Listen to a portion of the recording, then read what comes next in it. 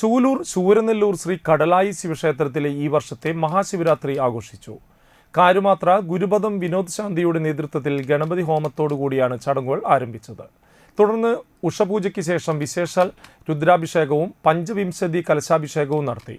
വൈകിട്ട് ദീപാരാധനയ്ക്ക് ശേഷം നൃത്തസന്ധ്യയിൽ ശിവദം അന്തിക്കാട് അവതരിപ്പിച്ച തിരുവാതിരക്കളി, ചൂലൂർ ഭദ്രാനഗർ നൃത്ത വിദ്യാർത്ഥികൾ ആവണിയും സംഘവും അവതരിപ്പിച്ച നൃത്തങ്ങൾ, ഐനിച്ചോട് ശ്രീഭദ്രയുടെ കൊച്ചുകുട്ടികൾ അവതരിപ്പിച്ച വീരനാട്യം എന്നിവയും ഉണ്ടായിരുന്നു.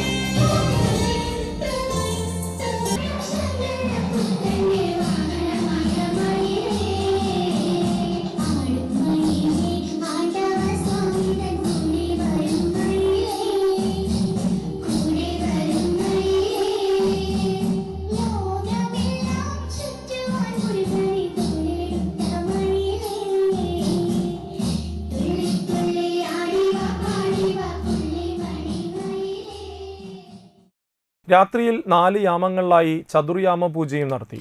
ക്ഷേത്ര മേൽശാന്തി ഹരീഷ് പോണത്ത് പൂജാകർമ്മങ്ങൾ നിർവഹിച്ചു.